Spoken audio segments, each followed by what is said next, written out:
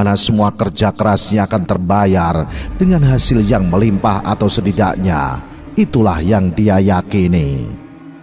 Ketika sedang santai berbicara dengan istrinya, Pak Karman mengarahkan bola matanya tertuju pada kedua anaknya, Rudi dan Maya, yang tengah asik menonton acara televisi. Rudi, anak sulungnya yang sudah duduk di bangku sekolah dasar, sesekali tertawa kecil melihat acara kartun di layar televisi itu.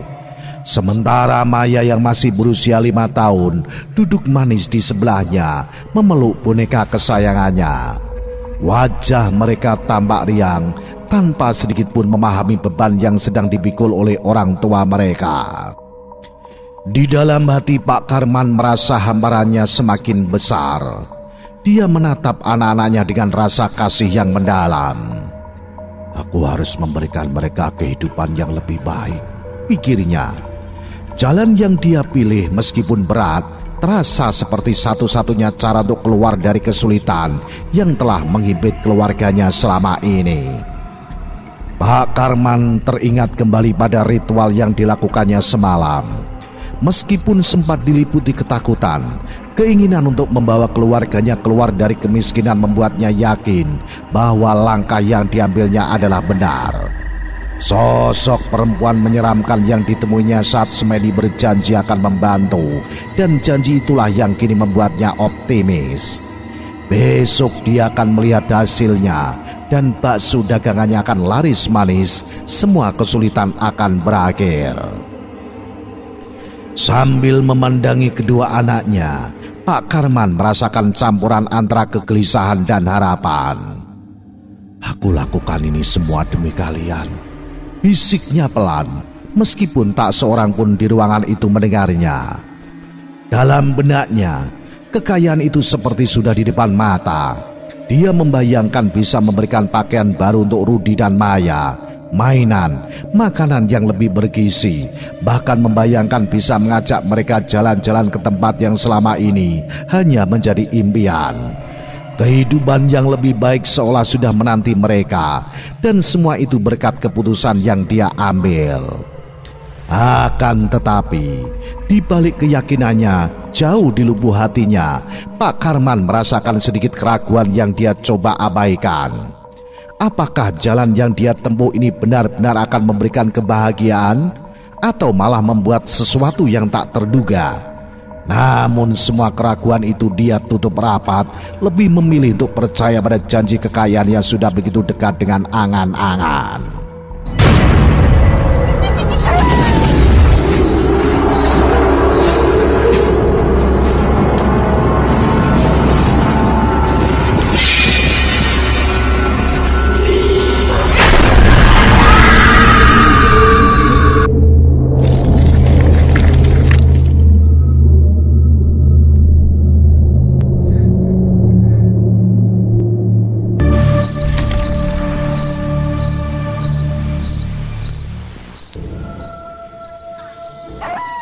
Saat malam tiba, di dapur rumah sederhana mereka, Pak Karman dan Bu Sri sibuk mempersiapkan adonan bakso untuk jualan esok hari. Suasana dapur yang biasanya dipenuhi candaringan kali ini terasa lebih sunyi. Sesekali Bu Sri melirik suaminya dengan cemas, namun tetap melanjutkan tugasnya mencampur bumbu dan tepung. Saat Bu Sri sedang membentuk adonan, Pak Karman mengeluarkan botol kecil dari saku celananya. Botol itu berisi cairan bening dengan aroma yang tak biasa, seolah ada sesuatu yang mistis menyelimutinya. Dengan gerakan cepat dia menuangkan beberapa tetes cairan itu ke dalam adonan bakso. Bu Sri yang melihat gerak-gerik suaminya langsung berhenti bekerja. Matanya menatap botol kecil itu dengan penuh kecurigaan. Pak, itu apa? Pak, tanya Bu Sri, suaranya terdengar tegang. Pak Karman menoleh, sejenak ragu menjawab, tetapi kemudian berkata dengan nada tenang. Ini dari orang yang Bapak temui kemarin, Bu. Katanya ini bisa membantu dagangan kita laris. Dia tersenyum berusaha menenangkan istrinya. Mendengar perkataan Pak Karman, Bu Sri tidak merasa tenang. Justru sebaliknya, ada rasa takut yang tiba-tiba merayapi hatinya. Ini benar, tidak ada apa-apa. Ibu takut kalau ini sesuatu yang tidak baik, ucap Bu Sri dengan pelan. Matanya menatap Pak Karman dengan khawatir. Pak Karman hanya tersenyum samar, seolah-olah meyakinkan dirinya sendiri sekaligus istrinya. Sudah, gak usah khawatir, ini cara yang aman. Gak ada yang perlu ditakutkan, Sri. Besok dagangan kita pasti laris, jawab Pak Karman penuh keyakinan. Namun di dalam hati Bu Sri semakin merasakan ada yang tidak beres. Dia memang tidak tahu persis apa yang dilakukan suaminya kemarin, tetapi firasatnya berkata bahwa suaminya telah melakukan sesuatu yang aneh, mungkin bukan hal yang baik. Pak, jangan sampai ini bikin kita malah celaka ya, ucap Bu Sri, suaranya hampir berbisik penuh dengan kekhawatiran. Di situ Pak Karman tidak menjawab. Dia hanya melanjutkan pekerjaannya dengan tekad yang bulat. Dalam benaknya dia yakin bahwa inilah satu-satunya cara untuk menyelamatkan usahanya. Kemudian Pak Karman menatap istrinya dengan pandangan serius. Matanya penuh tekanan yang selama ini disimpannya dalam diam. Sri, kamu tahu kan hutang kita semakin numpuk. Dagangan kita nggak laku, nggak ada yang beli. Aku nggak mau kita bangkrut. Aku harus cari jalan keluar, ujarnya dengan suara bergetar. Bu Sri terdiam, matanya menatap lantai, mencoba mencerna apa yang baru saja dikatakan suaminya. Dia tahu betapa berat beban yang dipikul Pak Karman. Hutang-hutang mereka yang semakin menumpuk membuatnya tidak bisa tidur nyenyak tiap malam. Tapi rasa takutnya menghinggapinya saat melihat botol kecil tadi terus menggerogoti pikirannya. Ibu ngerti, Pak, ucap Bu Sri akhirnya dengan nada pelan. Tapi apa ini benar-benar aman? Ibu cuma takut kalau nanti ada sesuatu yang buruk terjadi sama kita, sama anak-anak juga. Pak Karman mendekat, tangannya menyentuh pundak Bu Sri dengan lembut. Ini aman, Bu. Bapak sudah pastikan. Gak mungkin ada tumbal. Gak ada yang perlu kita korbankan. Ini cuma cara biar dagangan kita laku lagi gitu loh, Bu. Biar hidup kita gak terus-terusan susah. Karena ini demi kamu, demi anak-anak kita juga. Bu Sri menelan ludah. Di satu sisi dia paham kekhawatiran suaminya. Dan memang keadaan mereka semakin sulit. Namun di sisi lain ada rasa takut yang tak bisa diabaikan. Aku cuma tidak mau sesuatu yang buruk terjadi, Pak. Ibu percaya sama Bapak. Tapi firasatku... Suaranya terputus, tidak sanggup melanjutkan.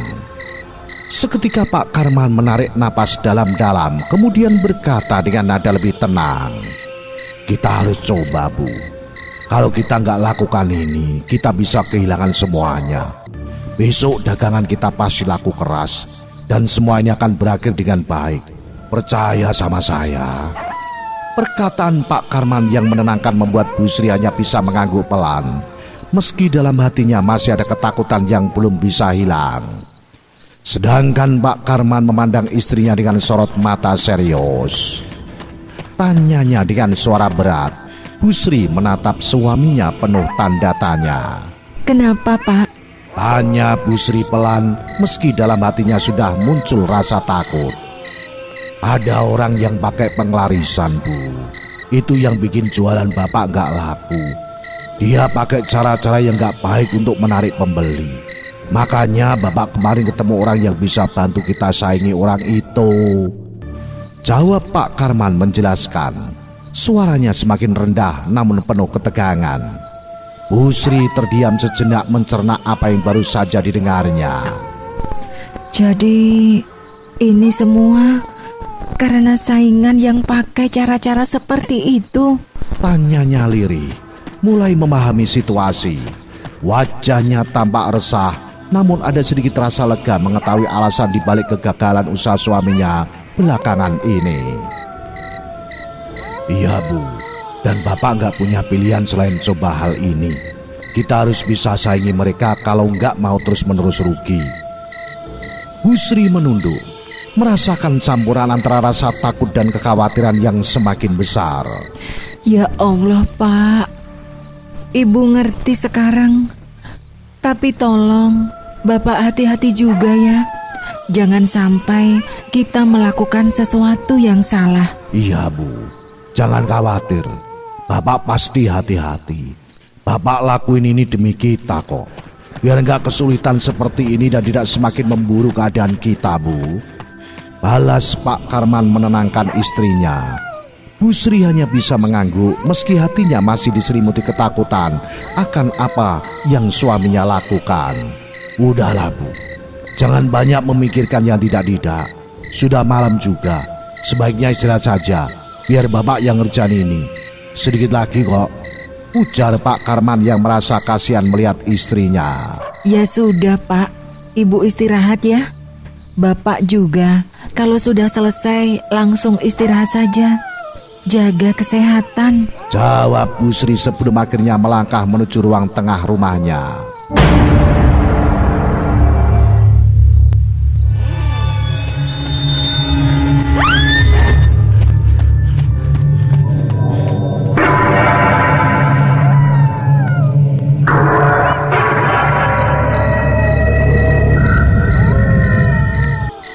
Ketika waktu memasuki jam 11 malam, Pak Karman menghentikan gerakannya sejenak, memegang sendok besar yang digunakan untuk mengaduk adonan bakso.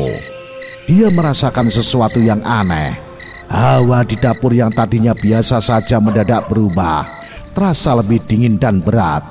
Pak Karman mengernyitkan dahi, mencoba mengabaikan perasaan itu. Tetapi suara samar mulai terdengar di telinganya, seperti bisikan lembut namun penuh misteri. Pak Karman menoleh ke sekeliling, memastikan apakah ada orang lain di dapur.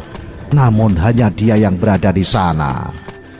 Ini pasti cuma perasaanku, gumamnya pelan, berusaha meyakinkan dirinya sendiri.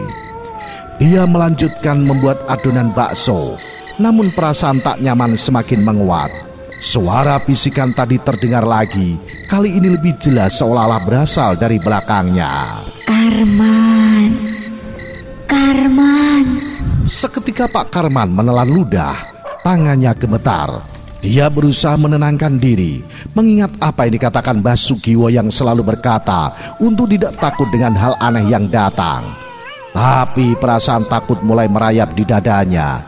Dia mencoba fokus pada pekerjaannya, namun suara itu semakin mendekat, terasa seolah-olah ada sesuatu yang mengawasinya.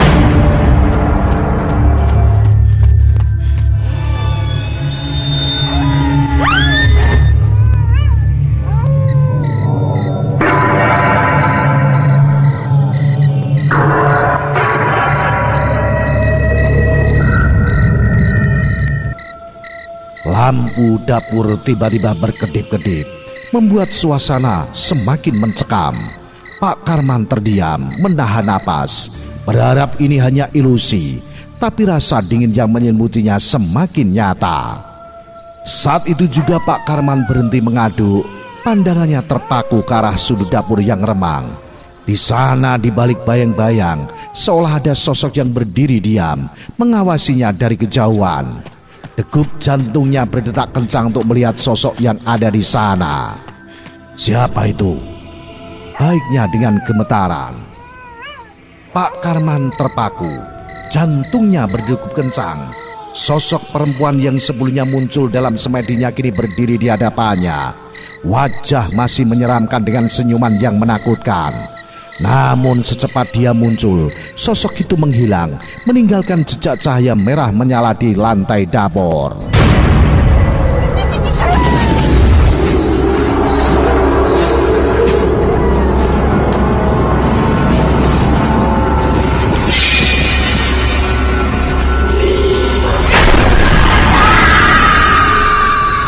Dengan hati berdebar, Pak Karman melangkah perlahan mendekati cahaya itu.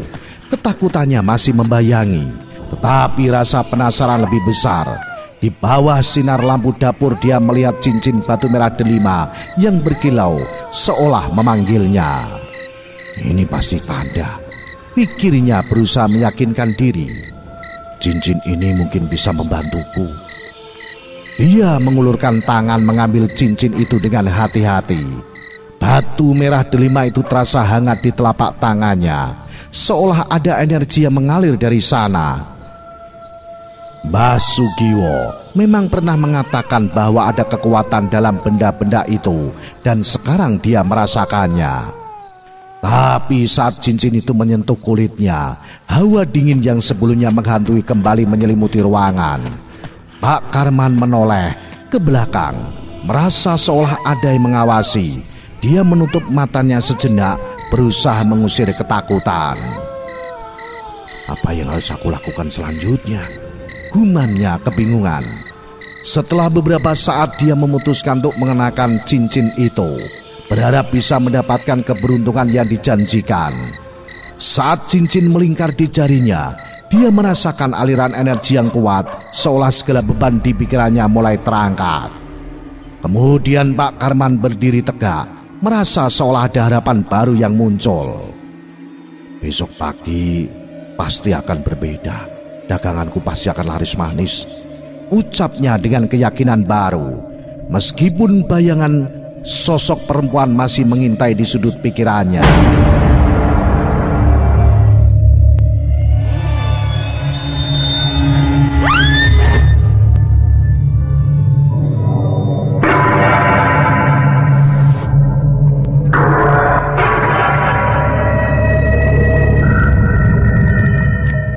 Keesokan paginya Pak Karman merasa berbeda dari biasanya.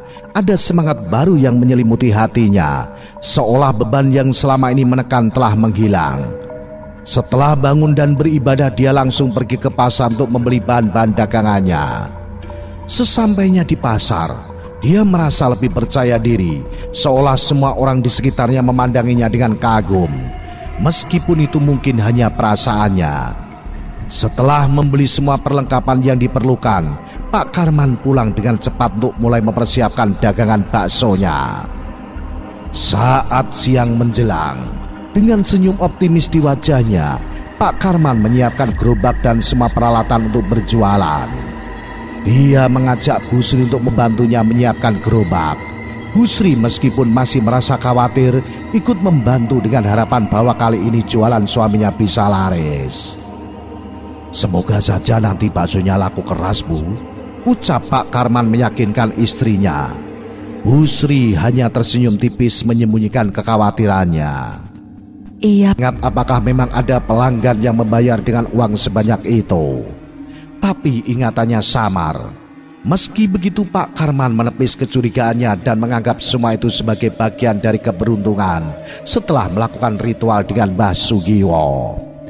Dalam hatinya ia merasa puas dan yakin bahwa keputusan untuk menjalani ritual itu adalah langkah yang tepat. Tidak sia-sia aku mengikuti saran Mbah Sugiwo. Hasilnya jelas daganganku sekarang laku keras, ucapnya pelan dan penuh ambisi. Nah, bagaimanakah kisah selanjutnya? Apa yang akan terjadi kemudian? Ikuti terus cerita misteri bersambung ini. Salam Jimatres, salam satu misteri. Au.